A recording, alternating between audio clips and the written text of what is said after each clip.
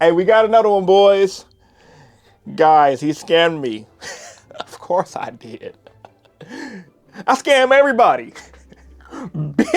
Yu-Gi-Oh players be mother effing scamming, bro. Have you guys ever scrolled through Facebook, scrolled through Zodiac Doodle, scrolled through Yu-Gi-Oh Black Market, and saw those posts? Hey, is this guy trusted? Or the infamous, hey, I sent this guy payment, but I didn't receive my cards. Or the big one, hey, I sold cars to this dude. He said he didn't receive them. I got the tracking that said it went to his house, but for whatever reason, he said he didn't get it, and eBay refunded him all the money. A lot of Yu-Gi-Oh players will do anything in their power to get Yu-Gi-Oh cards. Scamming is one of the biggest ones, and this has been going on for years. But I've noticed this a lot recently with modern Yu-Gi-Oh players because, let's face the fact, the game's freaking expensive. We have $1,000 decks easy. We got $200 deck cores from deck building sets like Crossworld Breakers with decks like Malice and Rizel. And a lot of Yu-Gi-Oh players see this game as big business, which is why almost a lot of people in Yu-Gi-Oh player who play Yu-Gi-Oh competitively, they're competitive players, but they're backpack vendors first because they can make a lot of money. Scamming in the Yu-Gi-Oh community has been a thing forever, and it is completely wrong. They will rip you off. But outside of scamming, there's plenty of ways I'm going to talk about in today's video, how Yu-Gi-Oh players get over on you guys. If you guys want to see more of this video and see more videos like this, hit the subscribe button for more. Make sure you guys leave a comment at the end of the video. Let me know you guys' thoughts, and also be sure to check out my channel sponsors in the description down below. So like I said, Yu-Gi-Oh players be scamming. It's bogus as hell, and honestly, it's really scummy.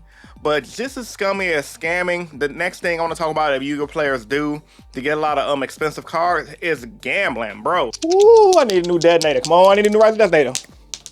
7. Let's go. Let's go. You never thought playing Yu-Gi-Oh when you were a kid that people was gonna be doing everything in their power to get Yu-Gi-Oh cards. But gambling is one of the major things I see a lot in the Yu-Gi-Oh community. I see people doing those Iron Man tournaments that's like $20 a head, winning team gets the pot. I used to see people all the time at YCS's rolling for cards, and I think this just goes to show the economy that's behind this card game, and which is why a lot of players open up card shops for card game business in general, because these cards are very expensive.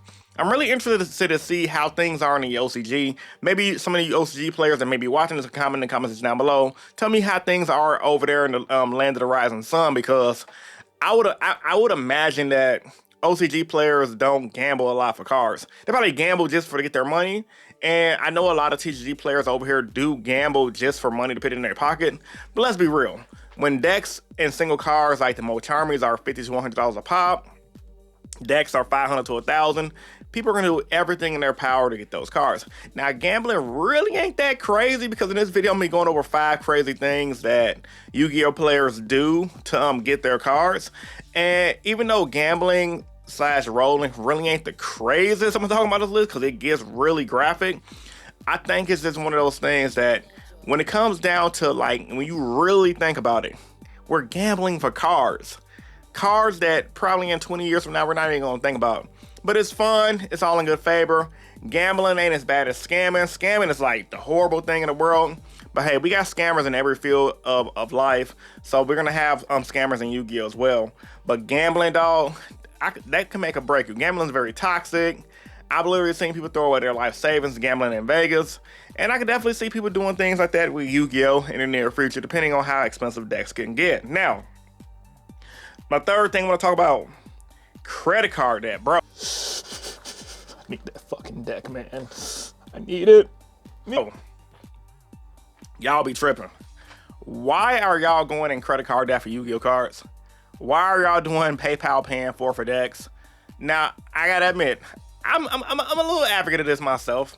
I bought one card with credit card points, not credit card point. I didn't go into debt for it. That was like one of my Fawaloses.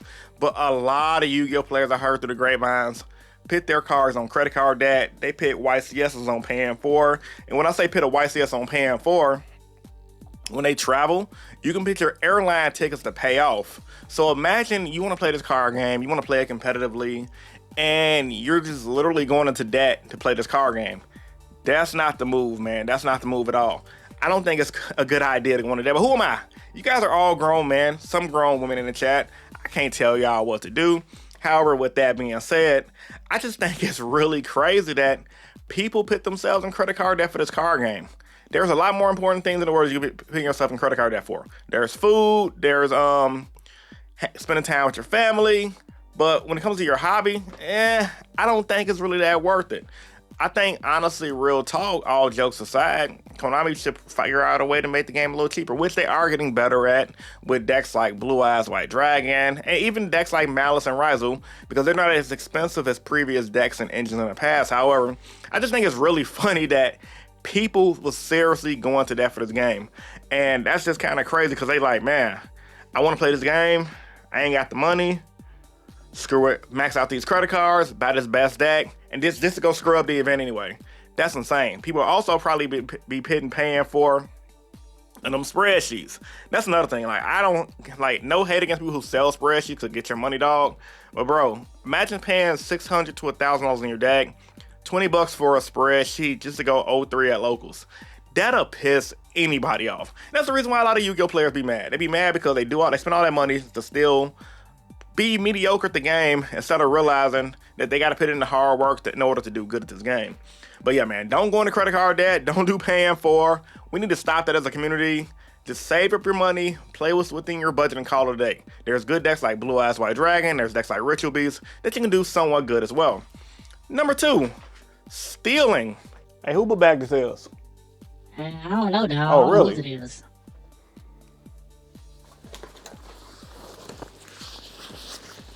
You got a deck box. Hey, slide to my bag. Slide to my bag. Hey, run out to the car real quick. Don't say nothing. In person. Now, scamming is one thing in the community that obviously is thievery, but that's more of an online thievery. There's a lot of people who be stealing in person. One of the main ways people get their stuff stolen is through their backpack, which is why I personally make my business and tell people, hey man, your bag's open. Because a lot of the times what people would do, they'll brush up against you, slowly unravel your bag, brush up against you again, slowly unravel your bag, or they'll have a team of people do it to the point where your bag is open, yoink, out deck box, their deck box goes in their bag, they run to their car, they go back to the car shop, pretend like nothing happened, and then before the dude realizes the stuff is stolen, they dip out. I've seen this happen so many times throughout the years, and it's really effed up that people gotta steal from people in order to get their Yu-Gi-Oh fix.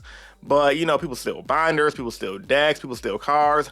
I remember back in the day, people used to literally steal cards, put it up their hoodie sleeves, and slide the card in their sock. That's some dirty, grimy stuff. I even know about people who used to try to plot on pro players from back in the day to like steal their decks by like snatching and running their decks out of the convention center and having a getaway card at that.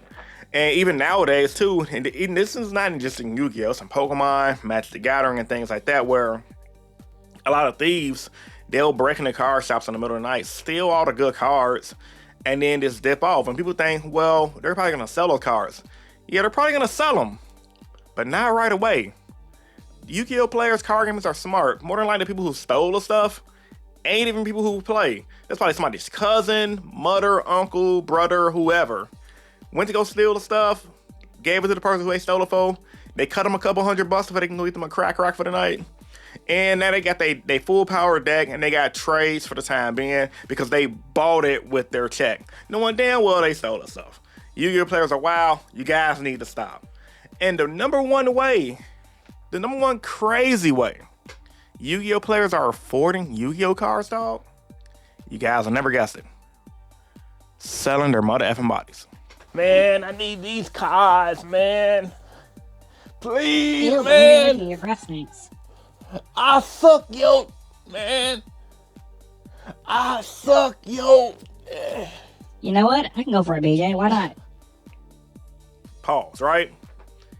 I've heard multiple stories throughout the years about people doing a little GOK 2000 for some Yu-Gi-Oh cards. You guys remember the famous story that DPYGO talked about on my live stream? If you haven't seen it, check it out. About sucking D for Dark Arms. People did that back in the day. I heard players locally did that. Crazy word. I knew people who literally said, hey, so-and-so did XYZ to pay off their debt for Yu-Gi-Oh cards. Now, whether if it's true or not, I'm not here to judge. Do your thing if that's true. But it's just, in the grand scheme of things, dog, we live in a world where people are willing to sell their body for their hobby. That's crazy. That's sick in the head. Imagine, bro, I can't even do this video. I can't even do this with a straight face because, like, imagine you want to play a deck so bad. You like, man, I want to play that deck. And you look at somebody like, man, they got all the cards I need. And I know they swing my way. We both a little, a little different. You go up to him with a proposition. Look here, man. I got a proposition for you. We do this the easy way or the hard way. I need these cards. The choice is yours. And they tell you, I'll take it the easy way. And then you go get bent over in the bathroom for some Yu-Gi-Oh cards. That's crazy work, bro. Stop it. Y'all are sickos. So, as a recap, man, to this video, I just want to talk about 5 crazy things that Yu-Gi-Oh players do to afford their decks. Like I said, I used to do videos like this all the time. Number 5 was online scamming, because people out here be scamming online. It's a common thing. It's messed up. You guys need help. Number 4 was gambling, playing for cards. I mean, gambling's been a thing, but a lot of modern Yu-Gi-Oh players are doing a lot recently. Number 3 was credit card debt. Number 2 was stealing in person. Number 1 was doing something strange with some Yu-Gi-Oh cards. If you guys heard any stories like this that's similar, or got your own stories about this, let me know in the comment section down below. Have you guys heard about things like this in your local area and community? I think it's wild. I think it's crazy work. And I think Yu-Gi-Oh players need to do better. It's your boy Rogue here, and I'm signing out. Peace. Don't be sucking D for cards, and I'm signing out. Peace. You guys have a great day.